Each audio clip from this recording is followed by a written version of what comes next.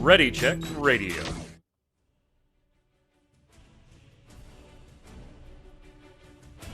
Stand by as we get ready to serve up all your news this week in the world of gaming. Welcome to Gaming Gumbo.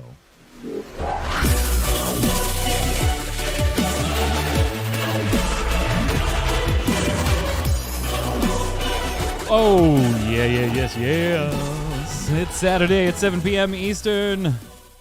We're live here on twitch.tv/ReadyCheckRadio with another episode of Gaming Gumbo. It's been nice. We had a week off. Hope everybody had a wonderful holiday last week. Thanksgiving, if you celebrate, or if you just enjoyed a couple of days off hanging with people that you love. Hope you enjoyed it. I'm Mike Byrne. I'm your host, and we are live. Twitch.tv/ReadyCheckRadio. If you're watching on YouTube or listening on Spotify, head on over to that website. And in the upper right-hand corner, you will see all the socials, Twitch, Twitter, Facebook, YouTube. Go subscribe, follow, turn on notifications, tell your friends. We're about to wrap up the week in gaming on this show. We already did the Relic Grind the day before Endwalker. Obviously, Endwalker, huge in the news this weekend. We're not going to talk a ton about it now, but stay tuned. Next Thursday at 7 p.m. Eastern, the Relic Grind, Kronos, Tarkoth, and I will be all over it. But joining me now to be all over the other stuff that isn't Endwalker, Mr. Jason Winter. How are you this fine evening, sir? I'm all over everything. You're all over. Like, that sounds kinky. Actually, That sounds kinky. A little bit. Yeah. I'm feeling pretty good. I got my booster yesterday, and I don't feel bad at all. There's a little arm soreness, no fatigue or anything. So. Oh, you got your really booster good. box. So you're playing Final Fantasy TCG now. Yeah, exactly. That's right. Yeah. That was also free, just like the shot. Yeah. Also on the line, resident artist of Ready Check Radio, Yod. How are you, sir? If my connection is crap right now, it's because I'm not logging off of Final Fantasy. Just so you know. So far, so good. We haven't had pixelated Yod in a while since we figured out your connection and everything. Right. But we may have pixelated Yod at some point during the show because him and the missus just aren't logging off. Yep. Gents, I mean, it's been He fun. might have to leave. Might actually just leave the damn show. Final Fantasy Endwalker, obviously the big news this weekend. Jason, not a Final Fantasy player. I very angry at the game. I'm very angry. That was crap last night, man. I streamed for a few hours before the Always Online podcast on MMO Bomb. Go check that out. It is up right now, mmobomb.com. Yesterday's episode, where we give some very initial Endwalker thoughts, Q and I, while Jason sits there and twiddles his thumbs. But then after that, I got off, and in the evening, after I finished a bunch of the show notes for this show and everything, tried to get back on, was like 4,800 in queue, got down to like 3,500 and had a lobby disconnect. Got back in, and it put me at roughly the same spot. So I was like, okay, fine. There's a little bit of, if it boots you, it's saving your place. It did it again at like 2,500. I immediately logged back in and got roughly around the same spot, 2,700. And then an hour and a half later, I was 11 in queue. 11. And I'm like, sweet. Here we go. Just got a few more minutes to go. And it lobby disconnected again. And that time when I immediately logged in, I was 5,200 plus. And I was like, nope. Angry tweet, sign out. Yeah, that's rough, man. I was done. And then all day I was commentating or getting ready to commentate over the Xanarch 2 Final Fantasy TCG online tournament over on Sleepy Rain Dog's Twitch channel. Give that a follow, twitch.tv/Sleepy Rain Dog. So I haven't gotten a chance to get on all day. I'm obviously going to have plenty of time to give opinions on next Thursday's The Relic Grind. So, Yad, I'll give you a minute or two here. What are you thinking so far with your what, like 82-ish, somewhere right around there? You're pretty early in it as well, but what are your initial thoughts? Almost 83. I'm really enjoying it. It's a lot of fun. I like how they're setting things up and how there's a lot more voice acting, as was in Shadowbringers. But this is my first expansion that I'm playing as it's coming out. Right. So, at least for Final Fantasy, just so you know. Right. Used to do that with Warcrack all the time, but yeah. So it's been a lot of fun. I like how they're directing the story. I like what they're doing with the characters. I get the foreboding feeling somebody's gonna die, but Oh, that's yeah. Yeah, there's a neither ton here of nor- foreshadowing really early here. yeah. Jason, we're getting the Yeah. usual like suspects as far as numbers go, right? It's doubled its Steam activity since like June or July. If you look back, it's now hit concurrent highs on Steam for all time as far as Final Fantasy goes, almost hitting the 100,000 mark. Its previous mark was in the 60K. And yeah, they went ahead and released the 25 million adventure accounts created. That meaningless statistic, although very impressive, ultimately meaningless as far as how well a game is doing at any particular point in time. All of those are nice, but I think what might be a little more noticeable is Yoshi P going to the Lodestone to talk about the server issues and worlds going down and queues and things like that. And in there saying, we have more concurrent players at this time than we have ever had in the game's history. That's a pretty substantial milestone because we're not talking about a game that had low concurrency numbers in the past. It's always been high, and now it's even higher. Maybe not surprising as far as being higher, but maybe surprising as to what degree. I always like to point at when they made Crusader Kings 2 free, that you could pick it up for a day, and I got it. And that got me into that, and then I bought Crusader Kings 3 later on. So yeah, when they did the free thing, you could log in earlier this year for Final Fantasy XIV, that just brought in a whole bunch of people, especially ones who were disillusioned with WoW for one reason or another. Oh yeah. And now they're reaping the benefits of that. Yeah, it certainly helps when your primary competition for years and years and years now basically craps the bed as far as the fan base is concerned. And obviously big high-profile streamers are going to bring, a couple thousand here and there and there and there. Obviously, the game didn't need them, right? It was way, as far as having safety in numbers, its population was fine, but every little bit helps for the sustainability. This is Zach saying in chat right now that Endwalker is Final Fantasy XIV's Wrath of the Lich King. I think that has yet to be seen, Yad. Wrath was such a pivotal moment for WoW. And Endwalker is certainly setting up to be that, right? We know that the storyline wraps up in 6.0. We have a huge population spike, right? The Wrath was when WoW was at its healthiest, number-wise. Oh, yeah, Wrath. But if you watch what happened after that, Final Fantasy is going to have to be careful not to fall into that same slow, steady decline, expansion over expansion after that high water mark moment. It's highly possible, but I think as long as the leadership's still there with Yoshi P and other creatives behind it, that it'll keep going in the right direction, because that is one of the stumbling stones with Warcraft, was that after they hit that high note, they kind of went, well, we're the top of the heap. Let's just, stay here for a bit. And then, their creatives start leaving. They start moving on to other projects. They don't feel like they're being given the opportunities that they feel they should be. And they just lose people. And then once you lose those people, you lose the story, you lose the fans. And then as of this year, you shit the bed, you trip over your own feet and shoot yourself in the throat.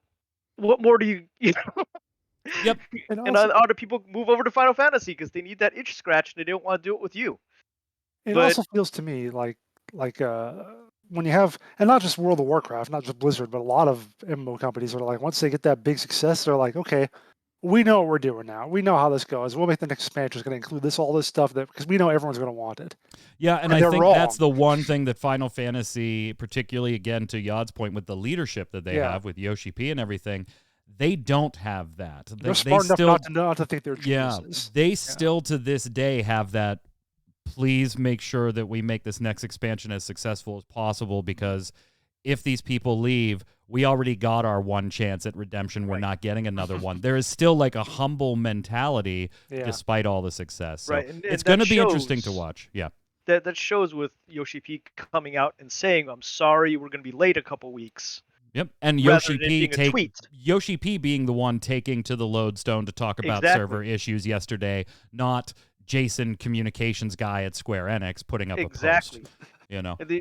Also, story-wise, I think since they're wrapping up the story that they started essentially with 1.0 to 2.0, there's other stories they want to tell. Yep. And Yeah. they haven't gotten to yet because it's this massive over arc that they've been telling for how many years? Yeah. It's going to be interesting to watch. I'm sure, obviously, watch if you're a fan of 14, watch the Relic Grind. We go far more into depth than we ever will on Gaming Gumbo. I just wanted to give Yod a few minutes since I know he's been playing it and he's not on that show. But in this topic, we did talk about Blizz, and I'd like to bring up a topic this past week, Jason, where we basically, get those drinks ready. Get the drinks ready. Got my holiday drink this time. Aged eggnog. Yes. You know what? water. Blizz right now is having a fuck around and find out moment. As if they weren't already having many of those moments, whether it be with the DFEH investigations, whether it would be with the SEC, whether it be with Bobby Kotick tripping over himself and all the self-inflicted wounds, just everything. But, I say fuck around and find out, and I apologize for the language, but that's exactly what this is, Jason, because this week, people that are getting their money screwed with, which is going to be what we have often said, and we talked about this on Always Online a little bit, so check it out, MMO Bomb. That's the one that pays the bills. It's more important that you go there. We talked about it a little bit. When you screw with people's money, that's when changes are likely going to happen. And now Blizzard being called out by multiple treasurers of multiple different states that have various funds invested in Activision Blizzard stock, taking huge hits over the last 8 months or so. Now they're speaking up, directly pointing at Bobby Kotick himself and the board, saying, we lack confidence. We lack confidence that you can get through this storm in the right way, and we feel changes are going to need to be made. Yeah, when you got entire states mad at you, then you know you're really screwed up. So what is it with the states thing? Anyways, what do they have to do with a company? Because these are the treasurers of states, and so various funds that the states control invest. So whether that be like a pension fund, for instance, or city employees' 401ks, those are invested in varied stocks, and Activision Blizzard, being part of that stock portfolio, is hitting those funds. Now, I don't know exactly what funds these particular states are using to invest, but it's because they are shareholders of the company, and those funds are getting hurt. Mm-hmm. Go ahead, Jason. Sorry. So, they're requesting a meeting with the board of directors by December 20th, saying they would weigh a call to vote against the re-election of incumbent directors. So, it's just another group of people who've got control some of the money and hopefully can actually enact some change. Did we see any response from Activision Blizzard on this one? I don't think so, because it was a private letter that Axios found out about. So, if there was a response, it would have also been in private, most likely. And it's not just, I say 6 treasurers, and you're like, okay, well, I mean, it is Illinois' treasurer going straight after Bobby Kotick. Like, just straight after Bobby Kotick. And then Deborah Goldberg, Massachusetts state treasurer, saying that they want to see, quote, a true investigation, an outside investigator, rather than the measures supposedly underway by Kotick to include an in-house committee. So not only have we seen the employees say, hey, you should not be in charge of any of these investigations. Your committees should not be in charge of these investigations. Your designated third-party lawyer that actually consults on busting unions should not be in charge of these investigations. We want an independent third party. Now you have people outside the company, Jason, who have financial interest in this company saying the exact same thing. Yeah. And then there's more. And then we get breaking news last night from Jason Schreier and from other outlets that QA staff for Call of Duty is being laid off. Ooh. Even better. Even they're better. being laid off after being told that they would be getting pay increases. Yeah. Ooh. Even Ouch. better, they're being told one at a time through meetings that they are either being kept or laid off. And some of those people don't have those meetings scheduled until next week. So they just went into the weekend not knowing if when they go in Monday morning, Tuesday morning, whenever their meeting is scheduled, whether or not they have a damn job. This franchise that is almost about to break the $2 billion mark on its last release. Wow. We've talked often, Jason, about when financial companies or when these companies suffer financially, it's not the executives. No. And we've jokingly made the point that with this particular company, even when things are going well, it is still the employees that suffer. And here we see it again. Here we see in the midst of all. What is mind-boggling to me is if you are going to do this as a company, because ultimately you think it is the long-term best strategy, I don't know the ins and outs of Activision Blizzard to be able to tell you you can afford to get rid of some of those QA people or not. I'm not going to pretend to know that. But what I do know is that this is the worst possible time, public perception-wise, for you to pull this move, Jason, whether financially in the long term you needed to do it or not. Hang on, I got to go to my notebook here because I believe this is part number. This is the this is the 43rd time, Mike, you have said that they should care about their optics, and Activision Blizzard doesn't. No, When do you think don't. they do, though? Never. Like at some point you They have don't to, anymore. right? No. The Not unless moment the money stops Activision- flowing. Yeah, the moment Activision steps in to Blizzard, they stop caring about the optics. The moment that your original founders and the people that built the company start bailing out ship, like, rats on a sinking ship, they don't care about optics anymore. But that's the thing. I totally get that. And I want you guys to help me with this because I totally get the big brain mentality of the 1% that is running Activision saying, hey, we just had record quarters. We're going to lay off 800 people that we don't think we need anymore. And yeah, that's going to make a bad news story for a week or two, but we don't fucking care because we just made X bajillion dollars and we're going to move on. But at what point do you go, guys, the last thing we need right now is any type of negative headline. Any type of negative headline because we have not done anything good lately. And by the way, our big titles that might steal some of the good headlines are still a year or two more away, Jason. So we don't have good news a-coming sometime soon to help bury some of this bad. They don't care. You keep thinking they should care and they don't. Your stock price is cut in half from where it was 10 months ago. It's not going to go any lower from laying off some QA people. You have to care at some point. And unless their shareholders, more of them, start saying shit, they don't care. They don't care what the general public says. They don't care what the communities say. Communities are still pumping money into them. Shareholders are still holding their stock. They don't care. Well, I mean, the only reason you have, first off, one, shareholders aren't holding their stock. That's why it's down 50%. It was over $100. What, just 8 or 10 months ago, Jason? Now, yes, I didn't check it. I didn't check how it closed yesterday, but it was at like $58 yesterday. Yeah. So it's almost a 50% loss. So one, the stockholders aren't keeping their stock. That's part of the problem. And two, the ones that are keeping it are because they're hoping for the rebound, knowing, hey, it's Activision Blizzard, it will rebound to some degree, and the loss right now is too great on some of these funds, so they have to hang in there and hope that they're right, that Activision will rebound at some point. Ooh. Honestly, it is a fantastic time to buy, but I can't, I'm one of those guys that, I can't in good conscience buy. Right. You know what I mean? You'll get 1/millionth of the vote to kick out Bobby Kotick, right?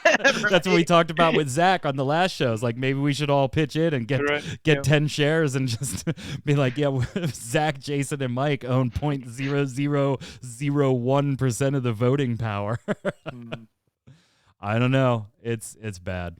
It's bad. We're going to talk about perception and optics a little later, too. Yeah, I know the stock market has no morals. I understand that. But me personally, I can't buy into a company that I know is mistreating human beings. I just can't do it. Until they tell me it's okay. Hell, I didn't play Rift for a year and a half, and it was my favorite MMO at the time because people were being mistreated by that company. And it wasn't even their employees. It was just customers that I thought were being horribly mistreated, and they were lying about it. Anyway, enough of Blizz. Enough of Blizz. Let's talk about some good news, because I actually like this. I think this is good news. Speaking of rumors also coming from Jason Schreier, apparently PlayStation plans to make its own subscription service to kind of take on the Xbox Game Pass.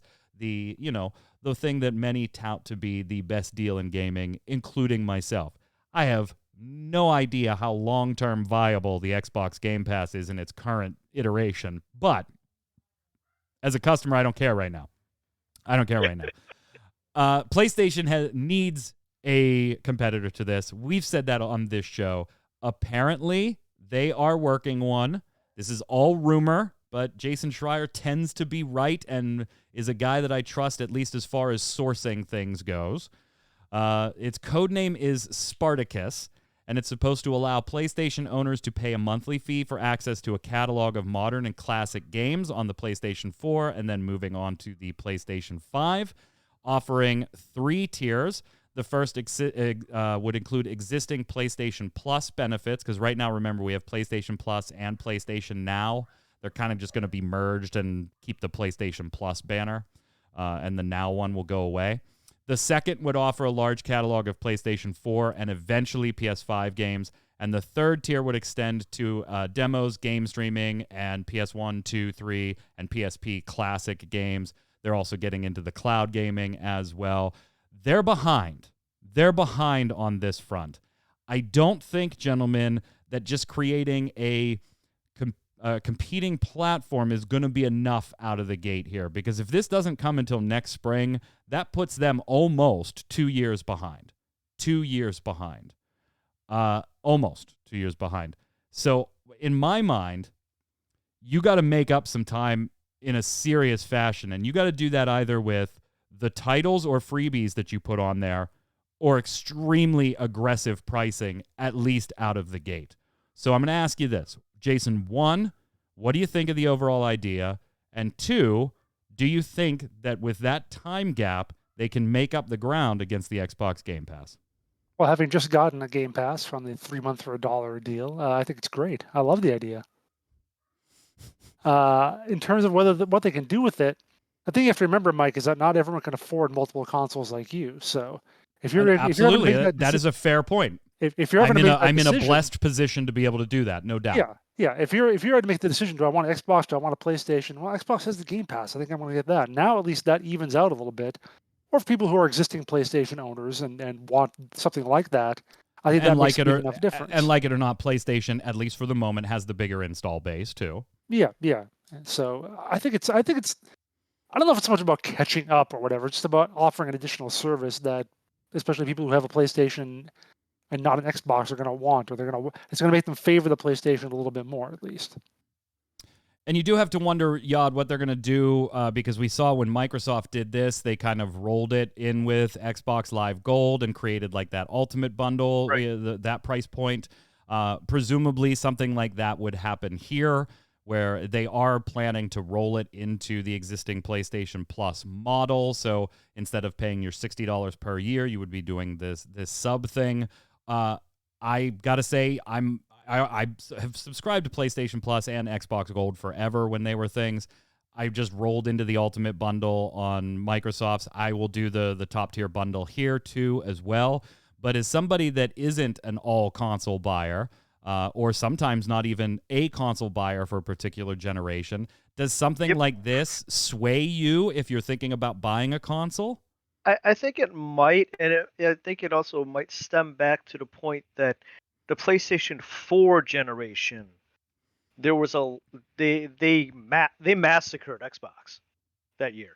Yeah, I mean that generation, they completely wiped the floor with them, and with that many people, it is kind of weird watching that go back and forth too, right? Right, but with the Xbox got killed by running. the PlayStation 2, but then the Xbox 360 was the place to be over the PlayStation 3. Right. But with the PlayStation 4s still running at this point because of the shortages of the Xboxes and the Xbox Series X and the PlayStation 5s and stuff like that. So most people are still playing their last generation consoles. So they have a little bit of playroom, I think, for timeline wise. Because when you're talking next generation gaming, you're not everybody's gonna be like you, Mike, which has everything, or like myself, which runs off of console and PC. Multiple people in the house having their own PCs, Right. so they're gonna have one primary avenue. And with a lot that many PlayStation 4s still out there and most likely active, they have a little bit of playtime for getting this up and running. Because those people that are banking on that console, they're they're just gonna wait. They're not gonna, they can't get a next generation console anyways. Yeah.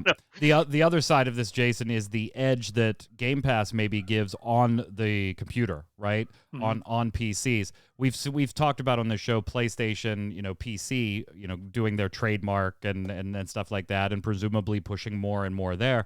Will this service include PC access to those games, similar to the Game Pass? Maybe this tier is for the console, this tier is for both type deal. We don't know. It's going to be interesting to watch. I think they have to, right? It's Yeah. because They'd have to. you can't go and put an inferior product out right now. It has to at least, At in least my be mind, equal, yeah. yeah, it has to at least be on par. But is it financially viable for them to do it? I don't know. I'm eager to see it. On the PlayStation topic, by the way, did you see that our U.S. Congress is proposing Yes. a bill to ban bots to purchase consoles? They're calling it the Stopping Grinch Bots Act. You see, at first I was going to give them credit for actually figuring out how the internet and bots worked, but then they gave it that stupid name, and I'm like, no, credit gone. Yeah. So, I think it's a nice gesture, and we don't know if it'll pass and when it'll pass or anything like that. After Christmas, probably. Definitely. Definitely after Christmas. But it's also one of those things that I'm like, how do you enforce it? Like, it's nice, but 99%... You use it technologically. You get the internet and you stop the internets. Yeah, you stop the Right? internets. You need the companies to enforce it, right? The Walmarts, the Amazons Well, yeah, of the because world. Walmart owns the internets, right? No, but they need to secure their storefronts against it. And then if their bots are generated outside of the United States, then who cares? Like, to me, it's one of those things that it's great. Put a law on the books. That way, the people that you do catch, you have an existing law that you could prosecute under. But it's almost impossible to enforce in 90% of the cases. Well, how aggressively these politicians are proposing this bill, because like the quotes that you get, that was an article and stuff, they were like kind of foaming at the mouth. That's the feel that I got. Kind of makes me think that they couldn't personally get a console at MSRP for their grandchildren. Chuck Schumer was Right. This PS5's really hard to get. There should be a Right. law. Right, exactly. It doesn't matter if anybody else can get it or not. It's the fact that they couldn't get it, so they've got to Yeah, put this on I can believe it. the law now. I'm probably just a bunch of their constituents blowing up voicemails. I don't even think that will do it. Not as foaming at the mouth as these quotes seem to me. This is a personal battle for them. They couldn't get it at that price. Like, I understand you don't pass laws simply because you look at the law and go, it's too difficult to enforce. Like, yes, that should be a consideration, but you don't not pass laws for that reason. You pass laws so that when you can enforce them, there is a statute on the books that you can prosecute under instead of having to sideways yourself into some existing statute. But right. Yeah, most of this is not happening in the United States. Yeah. And when it is, the people that are in these other countries are just VPNing shit around anyway. Oh, yeah. So good luck. Right. Good luck. Can't we just get the internet police on the VPNs and have them stop the internet? Yeah, that's how it works. That's how it works. I can't get out of my head Chuck Schumer. There should be a law. I just lost out on the next Walmart bundle. Damn it. All right, gents, I'm going to give you some news bits, and I call them the eye-rolling news, but all for various reasons. All for different reasons, but they all cause your eyes to roll. So the first one I'm going to give you, and we'll see if it rolls your eyes, is that Take-Two has now officially stopped Hazelight from being able to trademark the title It Takes Two, which is the title of their game, which you're seeing in the B-roll right now, which, by the way, is a fantastic little game. A fantastic little game. As far as it's a co-op deal. You control one, your buddy controls another. The levels are so varied as far as what powers you got to do. If you've never seen this trailer to listen to the voiceover, by the way, and you're just like, maybe you didn't hear about this game, it is a fantastic game. There's very little duplication of abilities across levels. If you swap characters and play the game again, it feels like a different experience for most levels because you don't have the same powers in most levels. My favorite part of this trailer, by the way, is, as far as collecting and putting shiny things in the game, we didn't do that we didn't do that shit because we made the environments fun to explore. So that you just want to explore them. I cannot recommend the game enough, particularly if there's you and a spouse, you and a significant other, you and a buddy want to sit down and play it. I can't recommend it enough. But they cannot trademark their name. Take-Two Interactive stepped in and said, nope, we're going to put a trademark claim on that with the United States Patent Office. To me, this is so incredibly lame, and it definitely causes me to eye roll. Take-Two Interactive apparently has previously filed hundreds of trademark disputes. They are very, very aggressive with this. They filed for 25 extension requests in the last 3 months, and they've been going after anybody that tries to use words such as rockstar, mafia, and social club, and any other words related to its IPs. Yes. Yeah. Now, they didn't comment, and obviously Hazelight has not commented on this besides to say, hey, we just can confirm that. This is so eye-rolling, it's not even funny, Jason. That's the thing. It's not funny. I just hate it. I don't eye roll it. I just hate it. I hate it. Does it mean now if I go to see my doctor and tells me to take 2 aspirin and call him in the morning, you can't do that now? Right. Yeah. He's going to get slapped. Yeah. So here's the thing, though, Yod. They can still use the title, right? This doesn't stop them from being able to use the title. Right. But they can't trademark it. Yeah, it's just not trademarked, which means that someone else can also use the title. Correct. They can change a little bit about it. And their options are to just carry forward with the name It Takes Two and deal with the fact that you can't trademark it, or change the name of the game to something that you can potentially trademark, which has its own expenses and problems. Right. You know, anytime you change the name of something that's gained a little bit of traction on the internet, you run the risk of negating all of that traction, all of that word of mouth and things like that. So absolutely eye-rolling on Take-Two's part. I understand you have to protect your IPs. I totally get that. Like when Elder Scrolls and Bethesda went after Scrolls, as stupid as I thought that was, I thought they deserved to lose when they were in court, but I didn't blame them for doing it. Because the next time something gets closer to the Elder Scrolls, you have legs to stand on because you've been trying to protect your IP. Right. There is no way you can convince me, Jason, that the fact that there is a game called It Takes Two and a company that makes video game called Take-Two, there is no way you'll convince me that somebody would ever conflate or confuse the two because of the names like that. Yeah, I had never considered that before reading about this week. I never thought about the game in relation to the company. Yeah. And that's what it's all about. That's the reason they do that, so people aren't going to get confused by it. So that people wouldn't think that one That's what the protection is supposed to serve, yeah. Yeah, right. So... sorry, I didn't mean to interrupt you there. But a company and a game should be two different things. Because there was another case with the name Diablo with our old friend Activision.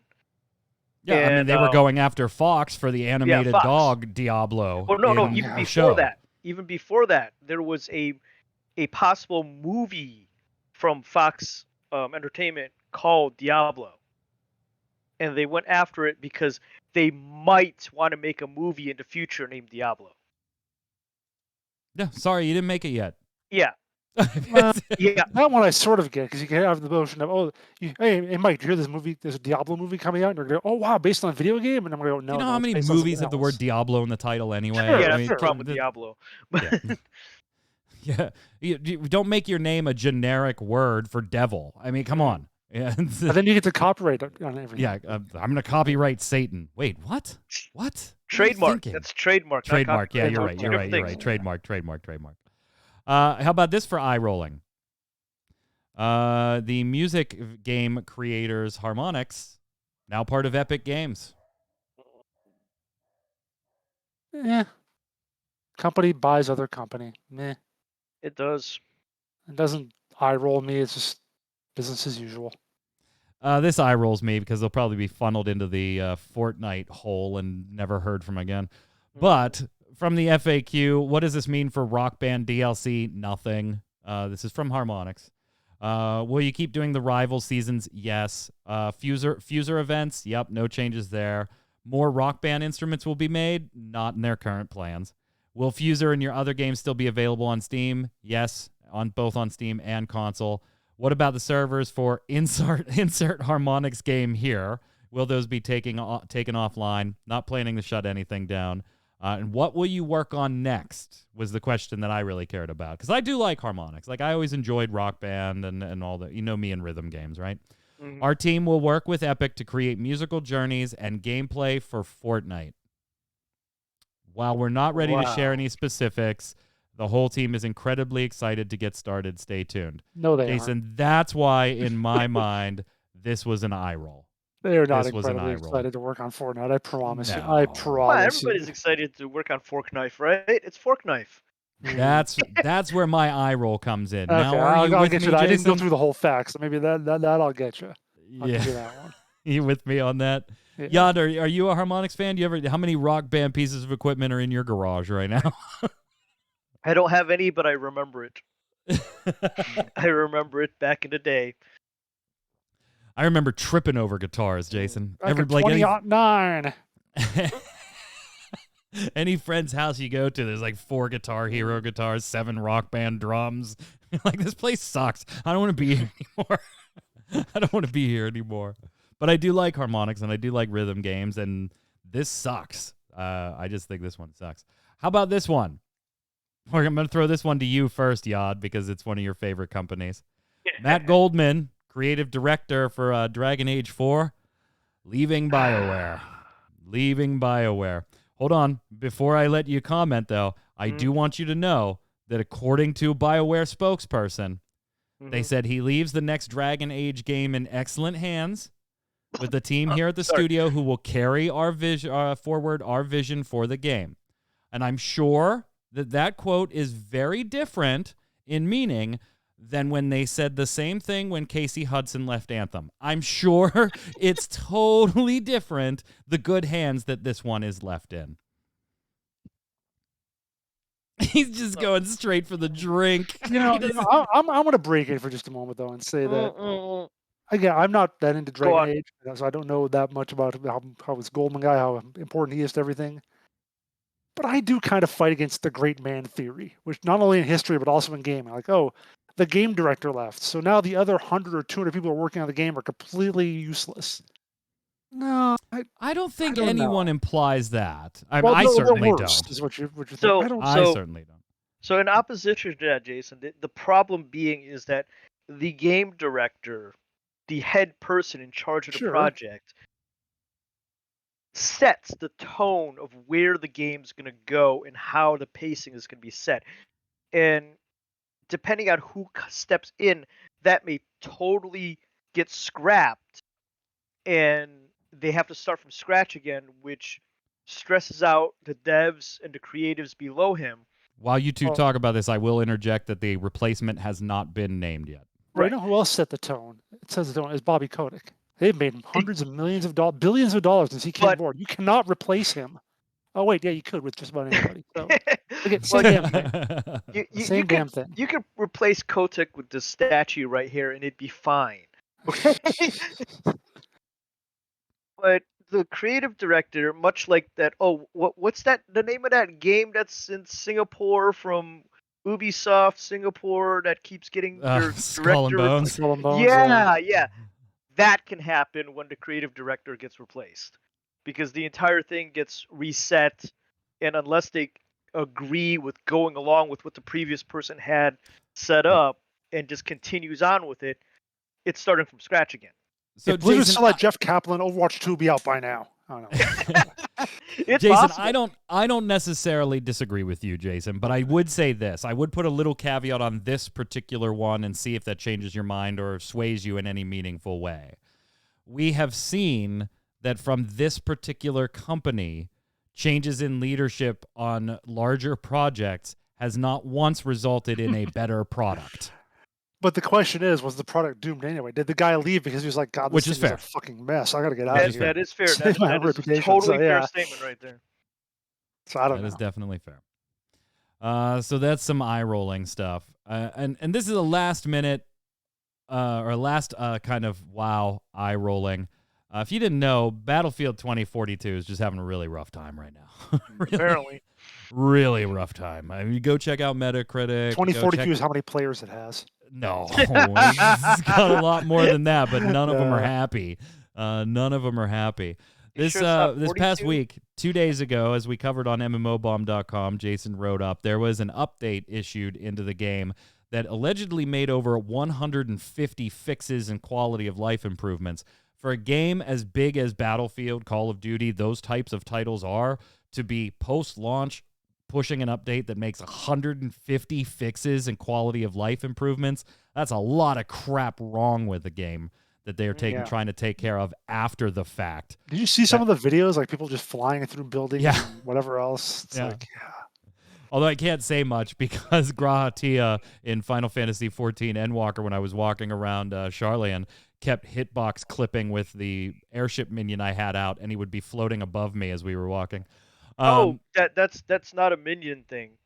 That's because mine did that too. It's some kind of weird pathing thing where if you're he's descending, not following, if he's not following right along with you, and you jump off a cliff or something, he stays up here.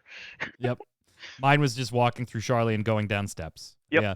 Anyway, and Jason, apparently all of these fixes, not enough to fix things at a higher level as EA is making sweeping changes across the Battlefield team. Yeah, the DICE creative director, he's out. Oscar Gabrielson.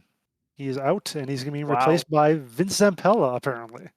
Yeah. Head Boss of, over at Respawn Entertainment. Yeah. Damn. And in the meantime, they're going to, like, what was the quote? They're going to remake it and make an entire Battlefield universe, whatever it was.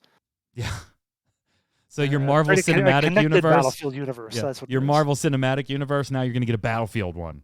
Well, I mean, they've already got it where, like, they're in the portal. You can do like all the different stuff. You have 1942 soldiers versus 2042 soldiers. Maybe this is I don't know. How's that going to work? I don't know. I don't know. Santa Claus versus soldier versus Marines. There you go. You know, it's funny you mentioned Santa Claus because that's another thing Battlefield players are pissed about. So apparently there were leaks about some holiday skins planned for Battlefield. And if you're a Battlefield fan, I guess, in chat, you can let me know. We've got a couple Empty Mannequin chiming in saying, talking about being a Battlefield fan over time. Battlefield is generally considered to be the more realistic of the Call of Duty bunch. And fans of Battlefield were not happy to see skins for the holiday leaked that made certain characters look like Santa Claus. They felt that this was a little more Warzone, a little more Fortnite, a little more wacky and out there, and not quite on brand for Battlefield. And I kind of thought, well, I mean, it's just something fun for the holidays. Who cares? Right. But Q on the Always Online podcast did bring up a good point that, that's fine. The developers might have just been having fun with this. The developers said, by the way, that some of these things may not make it to game. They were leaks, right? Some of these things may not make it to game. We never had a plan to put it in. Right. Nope. Never, ever. But you got to, Q's point was you got to know your audience too. And maybe this is being a bit step out of touch with the Battlefield audience, Yad. Like, how do you feel about this type of stuff in Destiny? It doesn't fit Destiny 2's theme to be walking around dressed as Santa. But they do would you have be a okay holiday with it? theme thing. They do have Yeah, holiday I goofy had the stuff in sleigh there. as my Sparrow once, I think. Yeah, Yeah, I've still got mine. Yeah, it's part of the holiday event. You know, you get into sleigh and you do things, and the sleigh gets special things during the holidays, and it's just the holiday event. Once the event is over, you put that in your bank and you pull out your normal Sparrow. Only the Yeah, traveler is your god now. And I guess I could see maybe an empty mannequin. Maybe being the Battlefield fan you are, maybe you can chime in chat here. Maybe this is it, right? Maybe it's not this specific outfit by itself.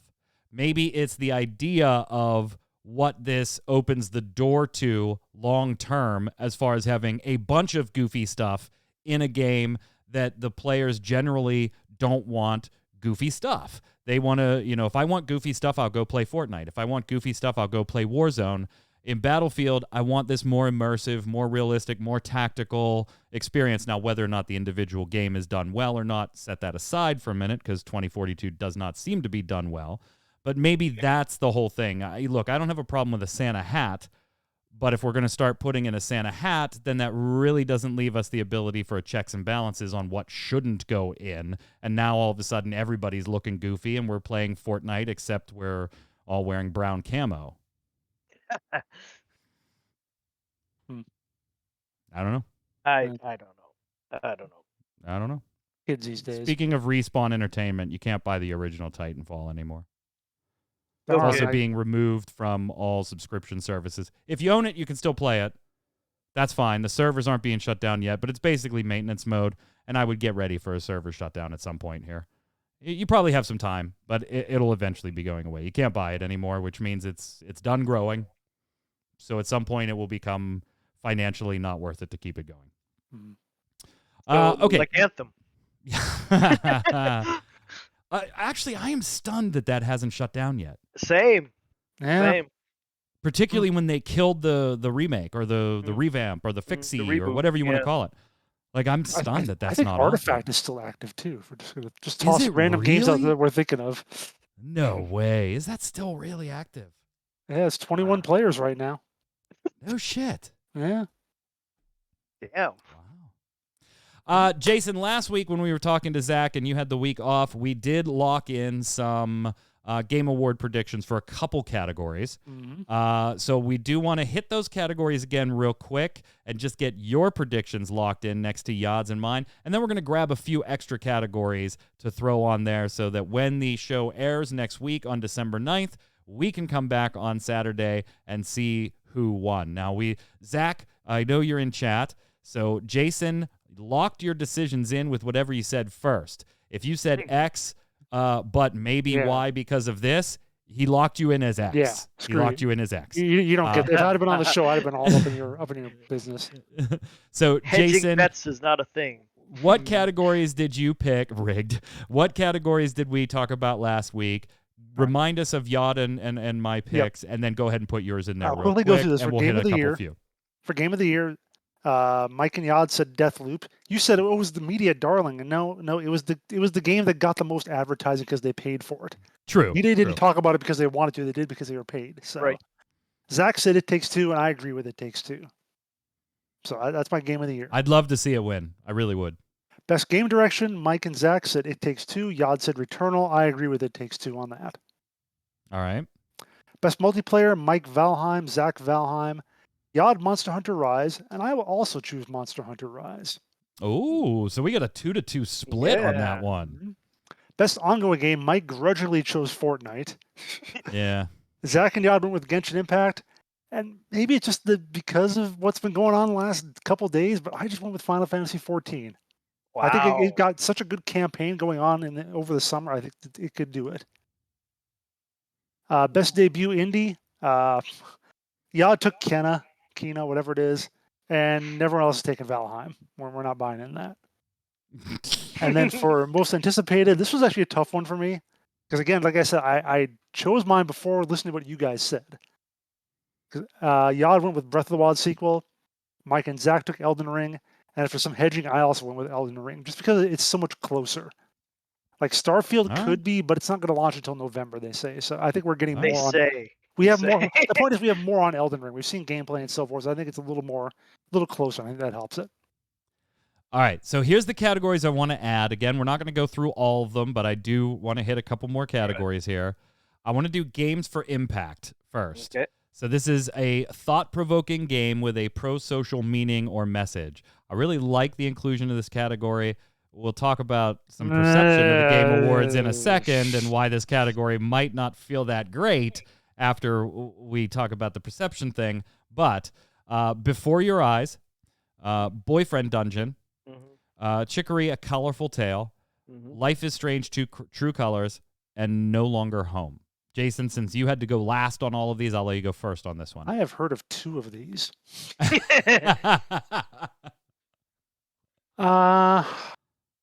That being Boyfriend Dungeon and Life is Strange. And the Life is Strange series has gotten a pretty good reputation, but this is the second version, so I'm going to go with that. I want to go with Life is Strange.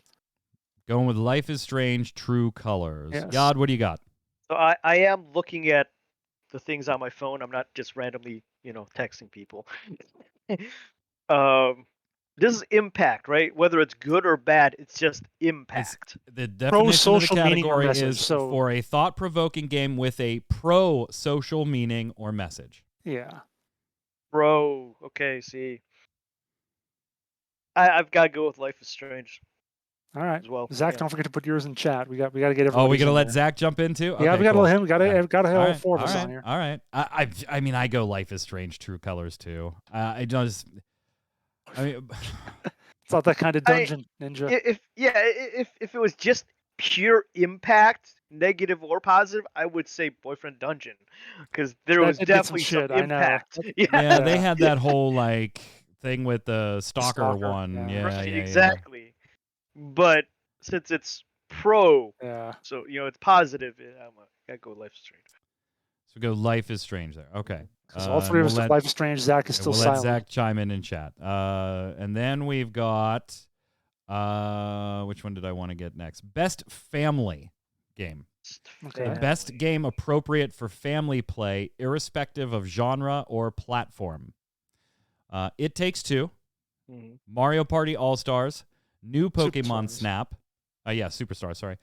New Pokemon Snap, Super Mario 3D World with Bowser's Fury, or WarioWare Get It Together. Yod, I'll let you go first on this one. I gotta go Mario Party, because Mario Party Superstars. Yeah. Healthier, Zach, your pick for best impact, high impact. Well, you got multiple Mario titles in this one, so. The impact one was Before Your Eyes, Boyfriend Dungeon, Chicory, A Colorful Tale, Life is Strange, True Colors, and No Longer Home. So you're gonna go with Mario Party Superstars, huh? Yod? Yep. Is that game appropriate for anybody? It's family. It is fun. That's Yeah, outside. if you want to screw with your family. It's about Right. We're all going Life is that's Strange on not the other. okay. Did Zach go Life is Strange too? Yep. So Yep. we all either get that one wrong or right. Yep. Nobody will earn a point on that one when we review next week. I'm going to go Super Mario 3D World with Bowser's Fury. As much as I like Superstars, although Take-Two could win this one too. It Takes Two could win this one.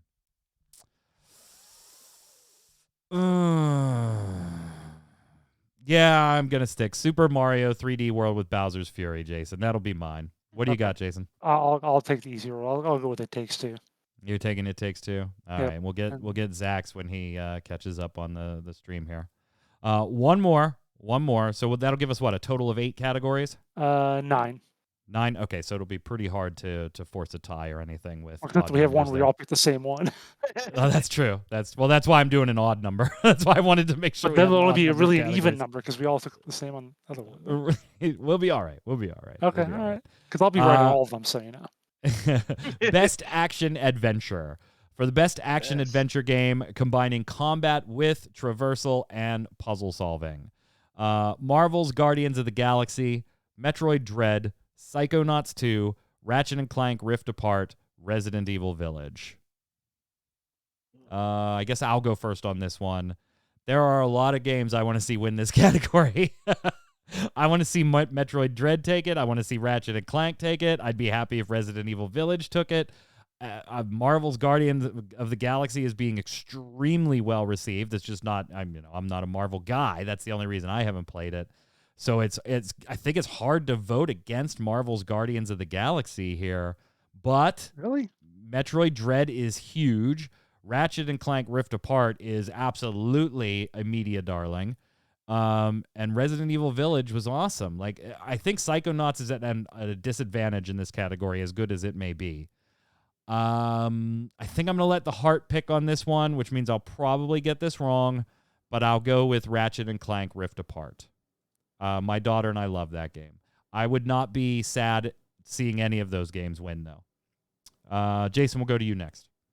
I have a strong feeling about any of these and never played any of them, but I was kind of thinking too that just felt like Ratchet and Clank was the one that got the most positive buzz, so I'm going to go with that one.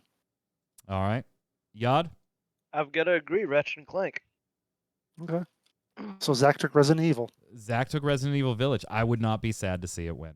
Okay. Yeah, I would not be sad to see I it. I would like for it to win, but yeah, out of all those, I think the most positive was Ratchet and Clank.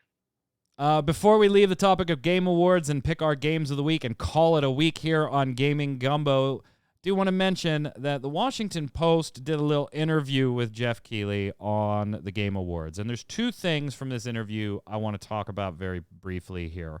One is not serious in any way, shape, or form, but he mentioned that there were going to be 6 games revealed, world premiere type stuff, right? And I didn't go back and look. I don't know if you did, Jason, because you usually like, doing that type of stuff to catch those things. But I didn't go back and look. But I think like that felt light compared to previous years as far as like how many world premiere revealed announced titles there were, that there were only going to be 6 this year. So Not that I'm disappointed by that, but it says in the article there are going to be 6 major game reveals. right. Now, that could mean two things. Major games, stuff like Starfield, stuff like, the Breath of the Wild sequel. Those are major games. It might mean there are going to be more game reveals of smaller games, of lesser, indie titles or AA or whatever. Right. It could also mean that there are going to be 6 major game reveals, but also a lot of stuff about games we already know about that aren't just being revealed. Stuff like Horizon Forbidden West or Starfield in this case, or something like that. So Right. I don't think we're only going to see six trailers. So you think maybe he's just playing with the language a little bit? Yeah. I mean, I don't, it wasn't a direct quote. So I don't know exactly it's not him playing with the language. It's just ambiguous language. Yeah, I think it is. All right. Yeah, do you think the same thing? Yeah, I think the same thing. I mean, it also could be that there's going to be 6 things that we haven't seen before. That's what I mean by reveals. Right. As opposed to stuff we already know about, like Right. Horizon Yeah. or So Starfield, there might be stuff that we've heard that's come that we've heard that's going to happen, or we've seen those snippets of before that they're just going to Maybe show. that's why the same Breath of the Wild previews. sequel is in one of the categories. Exactly. Although I think it was in a category last year for most anticipated, but I don't remember for sure. As a second part of this interview, a far more eyebrow-raising portion of this interview with the Washington Post, it's important to note that the Game Awards do have a board, right, that advises the whole process. And there are a lot of major companies on that board, including Activision Blizzard. Rob Kotick, the president of Activision Blizzard, is part of that board. And Keighley was asked, hey, with all the Activision Blizzard stuff going on, what's the deal here? Like, where do you guys stand? And things like that. And I'm going to read right from the article because I don't want to misquote here. Keighley said he was thinking about how to, quote, navigate, end quote, the event's involvement with Activision Blizzard, just as major game publishers have said they were reevaluating their relationships with the company out of concern over the lawsuit's allegations and those reported in a recent Wall Street Journal article. Quote, we want to support employees and developers, this is Keighley talking, who added he supported people coming forward with their stories, but also didn't want to diminish a developer's opportunities to spotlight their games. Diminish developers' opportunities, sorry.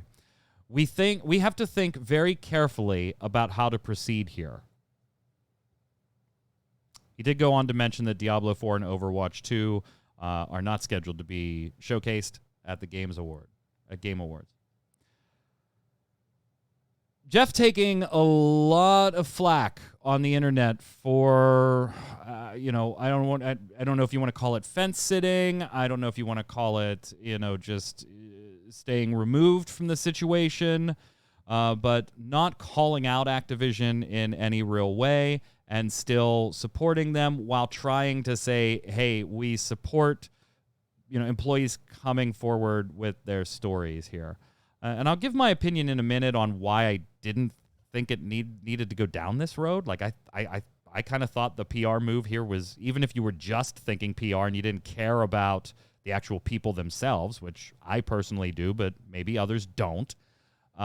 This is a kind of an unnecessary wound for the Game Awards in my book. But what's your take, Jason?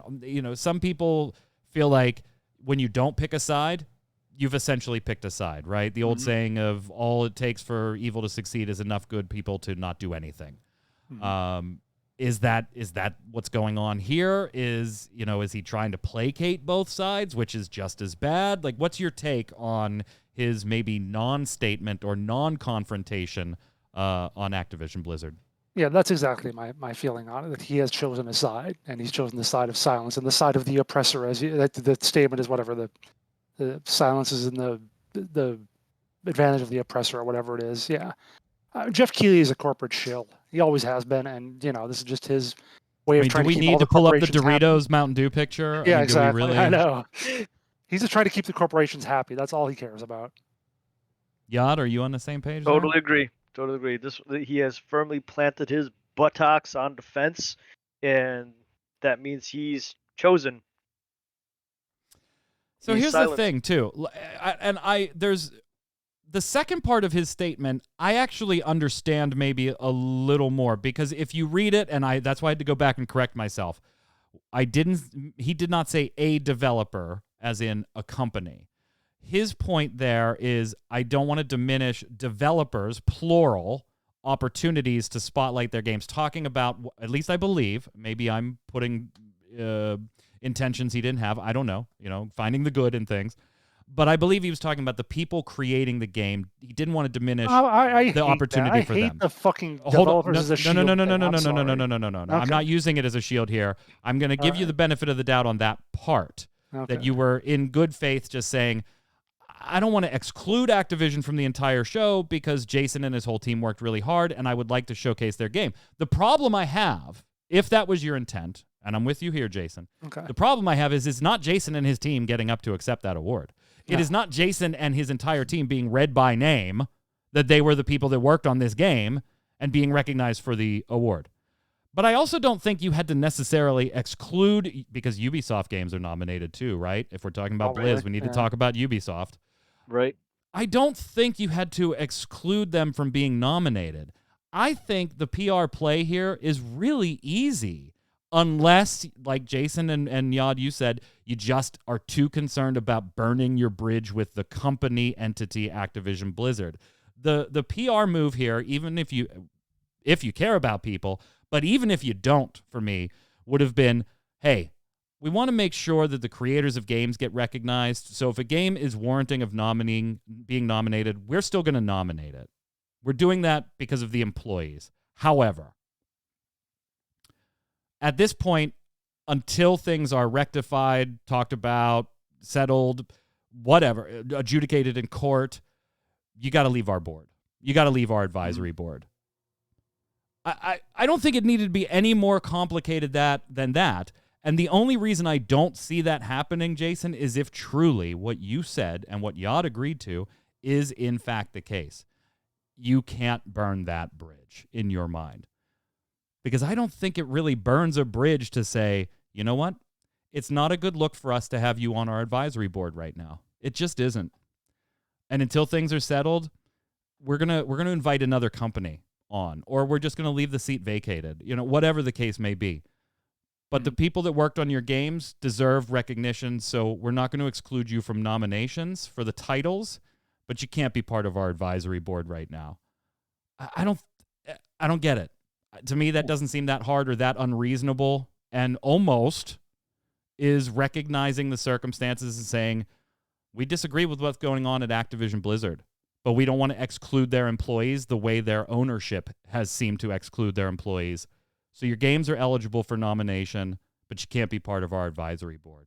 Except a year from now, he wants to have the Overwatch 2 trailer, and they're going to go, no, you kicked us off your advisory board, so nope, we're not going to reveal it on your show. Literally, Jason, that's the only reason I can see that you don't make that play.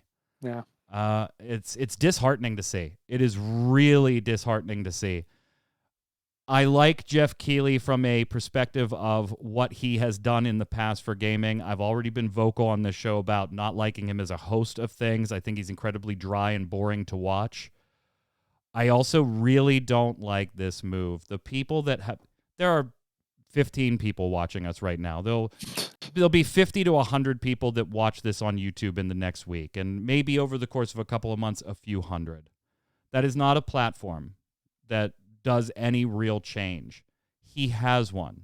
Mm-hmm. Sony balled up. Nintendo balled up. Xbox balled up. Now, whether or not they actually do anything, that remains to be seen, and they probably won't. But they made publics that why couldn't the Game Awards, Yad? Yeah, the companies have made public statements. The companies that produce the consoles, and they have far more to lose. Chosen. Yeah, by making those statements. They made a public statement. I mean, it's not like they sent a private letter that was leaked or anything. That was a statement in public that went, dude. Well, technically they were. Technically they were emails to all their employees that leaked, and then each company did confirm, yes, we sent that. Yes, we sent that. But they still went ahead and went, dude, what the hell? Yeah. You know? Jason, I'll give you the final word on it, and then we'll go to Games of the Week. The final word is I probably wouldn't watch the Game Awards if I didn't sort of have to for work, so to speak. I just watch the trailers afterwards. There you go. Let's slide over and do Games of the Week.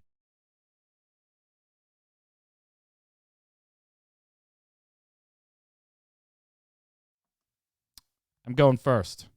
All right. Endwalker. Yad, you're up. God damn it. That's all I got. That's all I got right now is Endwalker, and I got booted out of there. So. Oh, my God. Yeah. I didn't move my character. Back on the line. Yep. So, Yad, you're going second place Endwalker? Yep. Jason, what do you got? I got Endwalker. No, I don't. See, the problem is he doesn't even play it, and he's like, the viewers, there's no way I win. It doesn't matter what I pick. Yeah, whatever. I haven't been on a show for so long. I've had Game Pass that whole time. I've been playing a bunch of different stuff. So I was like, which one do I want? I'm going to go with Forza Horizon 5. That's what I probably spent the most time. You've been playing a lot of it. Yeah, I have. I've seen it. I've seen it next to your name more than any title lately. Yeah, it's probably been the thing I played the most on Game Pass so far, and really like it. Haven't been into a car game for a long time, but it's so nice, and it can be casual, but it can also be skill based. So it's got a lot of potential there for just about anybody. There's your votes. Let us know in the comments on YouTube or on Ready Check Radio who gave the best recommendation. I didn't even bother telling you what we do with that category. It's we name a game and say you should play it. You're just so anxious to get to Endwalker right now. I just Endwalker and pass it right to Yad. Chat, after the show, don't go anywhere. Torchwick will be live. What's up, sir? How are you? I've got Endwalker. Endwalker? All right. That is not a game votes. older than you. Yeah, so speaking of that, on your stream after the show, game's older than me. The rules are it has to have come out before Torchwick was born. So basically anything before about 2004 is fair game. You finished Vagrant Story. You finished Final Fantasy VI. You finished a number of titles. What are you on now? What are we playing tonight? Well, we're going to beat Castlevania Symphony of the Night properly this time, like the true ending, Upside Down Castle and all. And then that probably won't take the full stream, so I'm going to try and boot up Majora's Mask. Play some of that. Oh, I love Majora's Mask. It's one of my favorite Zelda games. You're going to enjoy it. You're going to enjoy it. So stay tuned, chat. Don't go anywhere after the show. Channel will go dark for about 15, 20 seconds while we relabel everything and get a separate VOD up underneath here. And Torchwick will be live with Castlevania Symphony of the Night, finishing that off after a couple of weeks, and then heading over to Majora's Mask. We will be back next Saturday with another episode of Gaming Gumbo at 7 p.m. Eastern Time. Saturday, but don't miss the Relic Grind Thursdays at 7 and all the other streams, including myself and the volunteer streamers here at Ready Check Radio, hanging out, having fun, giving you all the scoop. And Monday, of course, Final Fantasy TCG stuff. Until next week, Yad, where can everybody find you? Yada works on Twitter. Yada works on Facebook. Here on Gaming Gumbo, and hopefully back on Endwalker later tonight. Jason. On Twitter at Winter Informal and streaming at twitch.tv/Jason Winter. I'm Mike Byrne. Follow me right there at MagicMan1, but more importantly, follow at RC Radio. Go to the website, ReadyCheckRadio.com. It's all there for you to follow. We'll see you next week. Stay safe, and we'll see you on the servers.